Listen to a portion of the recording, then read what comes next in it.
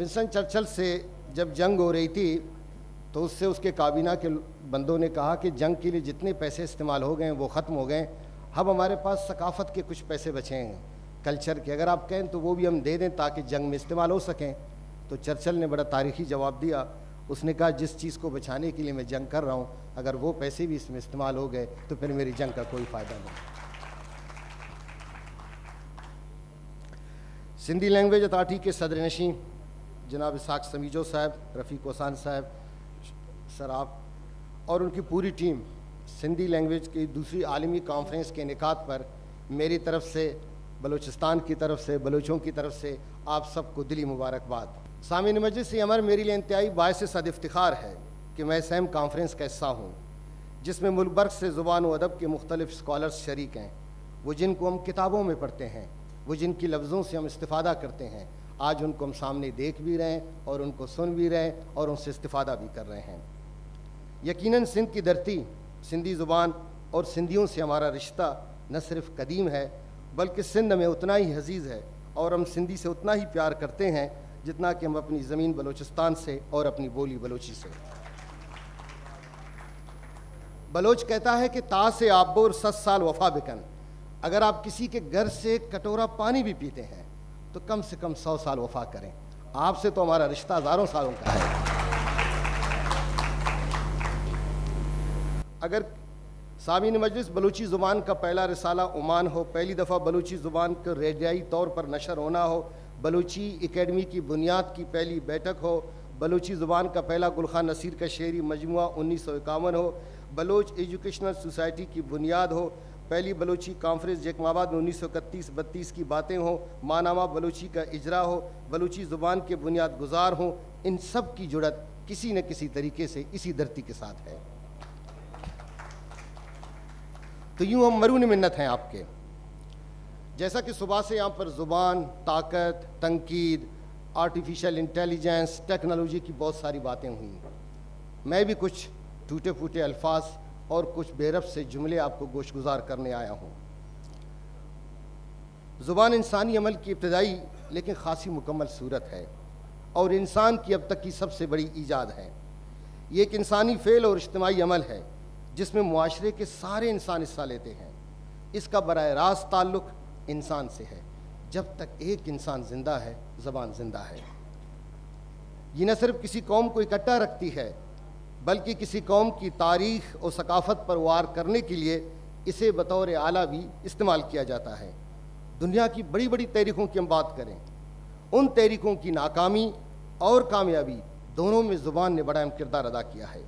इसलिए आज भी हम मादरी ज़ुबानों में तालीम, मादरी ज़ुबानों की तरक्की, रखवाली, अहमियत, अफादियत पर कॉन्फ्रेंसेस करते हैं और नशिस्तें रखते हैं और आज की ये नशिस्त भी यकीनन इसी सिलसिले की एक कड़ी है। हाज़रीन मजलिस, पाकिस्तान, अफ़गानिस्तान, ईरान, तुर्कमानिस्तान, मुत्तहिदा अरब इमारात और दुनिया के कई ममालिक में बोली जाने वाली ज़ुबान बलूची इस डिजिटल एरा में, इस ग्लोबलाइजेशन में कहाँ खड़ी है, इसको किस चैलेंजेस का सामना है और इनके मुमकिन हल क्या हो सकते हैं। अगर देखा जाए तो पाकिस्तानी ज़ुबानों को, तमाम ज़ुबानों को ग्लोबल विलेज में कई मसाइल का सामना है। ये अलग बात है कि हर ज़ुबान के लिए मसाइल की शिकल मुख्तलिफ है। आप ग्लोबलाइजेशन को देखें तो इस बारे में मुख्तलिफ स्कॉलर्स की राय मुख्तलिफ है।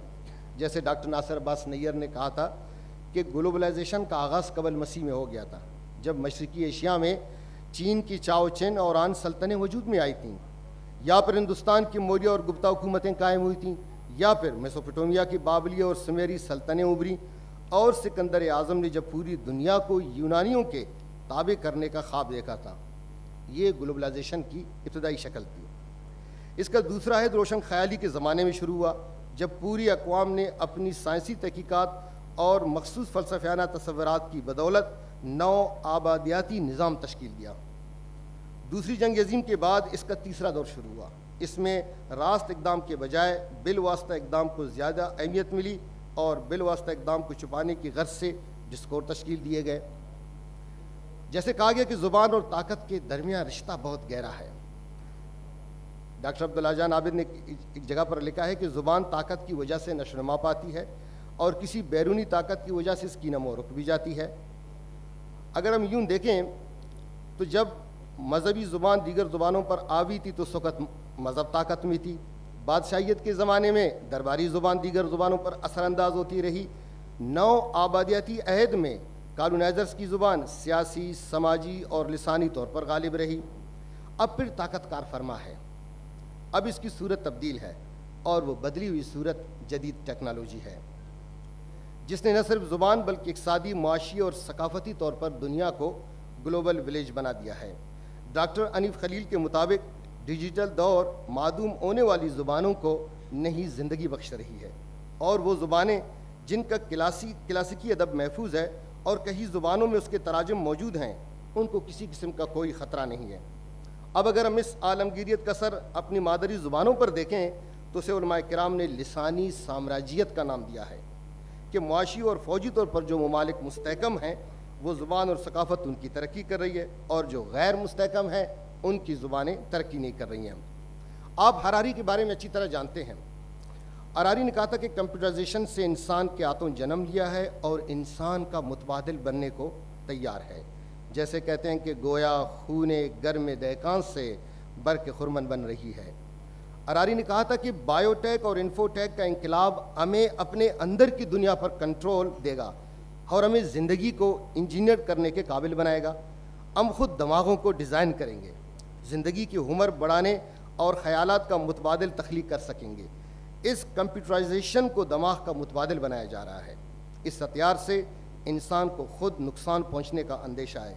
इंसान के पास दिमाग ही तो है, वरना वो कायनात का सबसे कमज़ोर तरीन जानवर है। अब हम ये कह सकते हैं कि इम्कान है कि टेक्नोलॉजी की तरक्की मसनूई ज़हानत की हाकिमियत कायम कर दे, इंसान सिरे से ही गायब हो जाएं। हम अभी तक चिंपैंजी और नायड्रेतल की नस्ल ही से हैं, और इंफॉर्मेशन टेक्नोलॉजी और बायोटेक्नोलॉजी का इश्तराक नई किस्म की नूह सामने ला सकता है। वो फयाज़ हाशमी ने कहा था कि वक्त की कैद में है ज़िंदगी, मगर चंद घड़ियाँ यही हैं जो आज़ाद हैं। सामीन मजलिस, ज़ुबान, आलमगीरत और इसके असरात के हवाले से बलूची ज़ुबान को देखें तो असर हाज़िर के असरात से वाकई वो मुतासर हो रहा है। बलूची ज़ुबान का मामला ज़रा मुख्तलिफ है, आपकी तवज्जो दरकार होगी यकीनन, क्योंकि बलोच एक कौम है जिसकी ज़ुबान सिर्फ बलूची नहीं है। ये बलूची, बरावी, सिंधी, सराइकी, पंजाबी, फ़ारसी, दरी और अरबी ज़ुबानें बोलती हैं। ये एक ऐसी कौम है। बलूची ज़ुबान की तारीख़ उसके बोलने वाले कौम की तारीख़ है। कैद साली और जंगों ने हमारा जोग्राफिया हमेशा बदला है, तभी जोग्राफियाई बदलती सूरत हाल हमारी तर्ज ज़िंदगी पर बहुत असर डालती रही है। स्कॉलर्स बलोच कहता है कि मैं, मेरी कौम, मेरी ज़बान, मेरी धरती, मेरे शायर, इसका मकसद ये है कि आप कुदरत की यकरंगी के ख़िलाफ़ हैं, कुदरत की डाइवर्सिटी के ख़िलाफ़ है, क्योंकि कुदरत यकरंगी के ख़िलाफ़ है।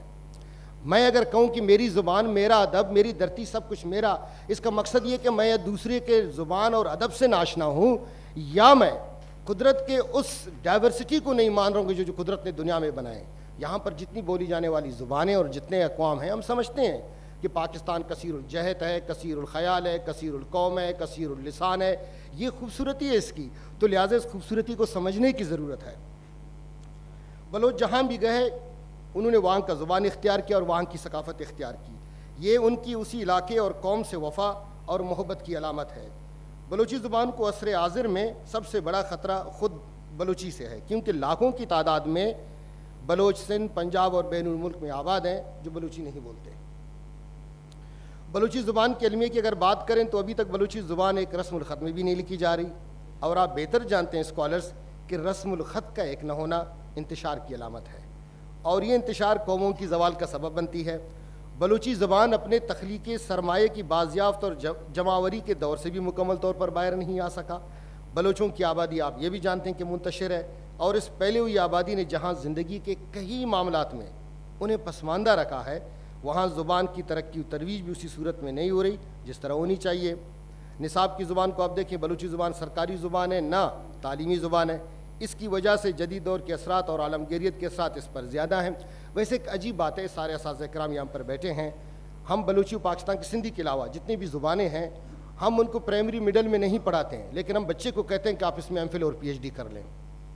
तमाम जगहों में एमफिल और PhD के कोर्सेज़ हैं, एमफिल और PhD कराई जाती है, और बलूचों के साथ भी यही है। बलूची ज़ुबान कहीं पर प्राइमरी मिडल की सतह पर नहीं है, लेकिन बज़ौर शमशीर हम उनको एमफिल और PhD कराते हैं। ये एक अजीब सा मसला है, आप बेहतर जानते हैं। तो यूँ टेक्नोलॉजी, जदीद दुनिया टेक्नोलॉजी के इस नहज पर है कि ज़िंदगी का कोई शोबा इससे दूर नहीं। बलूची ज़ुबान 21वीं सदी में भी टेक्नोलॉजी के दौर में बहुत पीछे है। अभी तक कोई बाकायदा हमारे पास डिजिटल डिक्शनरी नहीं है, सिवाय अफसाला यूनिवर्सिटी के कारीना जहान की डिक्शनरी है, रेनाटो फिग्रोटो की बलूची डिक्शनरी है जिसमें 3400 के करीब अल्फाज हैं। बलूची टू इंग्लिश अल्फाज की तादाद एक डिक्शनरी है, 2009 में बनी है। शैगल की ऑनलाइन बलूची सीखे है, जुनून.com है इंग्लिश बलूची डिक्शनरी, एक छोटी लुगत है। और ट्रांसलेशन सर्विसेज में USA.com में बलूची ज़ुबान भी शामिल है। बलूची का अभी तक अपना बाकायदा कोई विंडो नहीं है, अभी तक बलूची वर्ड और इम्पेज में लिखी जाती है। बलूची का एक कीबोर्ड है। बलूची अकेडमी ने लुगत की छपाई के लिए जो डूंगल्स बनवाए थे वो आम आदमी की दस्तरस में नहीं है। इस तरह गुड रीज में कुछ बलूची किताबें शामिल हैं, लेकिन इन तमाम के बावजूद अगर हम ये देखें तो बलूची की ऑनलाइन नुमाइंदगी पाकिस्तान में जैसे सिंधी, पश्तो और दीगर ज़ुबानें उनकी निस्बत बहुत ज़्यादा कम है। हम ये भी बात जानते हैं कि आलमगीरियत में लैंग्वेज किलर यानी ताकत की ज़ुबानों से बाकी ज़ुबानों के लिए ख़तरा होती हैं। मैं बार बार इस तरफ देख रहा हूँ कि जैसे वो लफ्ज़ लिखेंगे तो मैं अपने लफ्ज़ लिपेट दूँगा। आप समझते हैं कि मीडिया एक ऐसा पिलर है जो न सिर्फ ओपिनियन मेकर है बल्कि इसने ज़ुबान और सकाफ़त को भी बहुत मुतासिर किया है। बलूची ज़ुबान मुल्की और बैनुल-अक़वामी सतह पर किसी बड़ी मीडिया की ज़ुबान नहीं है। हमारा एक चैनल है वश, आप खुद जानते हैं वो किस तरह चल रहा है। इदारों की बात करें तो बलूची अकेडमी सबसे बड़ा इदारा जो बलूची अकेडमी है जो सबसे बड़ा इदारा है, उसने अब तक सिर्फ कुछ सेमिनार, कॉन्फ्रेंसेस और 400 के करीब किताबें छापी हैं। कोई टेक्नोलॉजिकल के दौर में हम अभी तक कोई खातिर ख्वाह कारनामा अंजाम नहीं दे सकें। बलूची ज़ुबान कंप्यूटर की ज़ुबान न होने की वजह से कई मसाइल का शिकार है। गूगल ऐप में देखें तो आपको 100-120 के करीब कुछ ऐप्स मिलेंगे, इससे ज़्यादा हमारे कोई कंट्रीब्यूशन वहाँ पे नहीं है। यूँ ग्लोबल विलेज का चैलेंज हमारे सामने है, मगर बलूचों को इस चैलेंज के लिए एक तवील और मुश्किल जद्दोजहद करना होगी। मगर ये काम ज़ाहिर रियासत का है और रियासत कसीरुल लिसानी से डरता है, ये एक और मसला है। हालांकि पाकिस्तानी ज़ुबानों को कौमी दर्जा देने से रियासत मज़ीद मुस्तहकम और मजबूत होगी।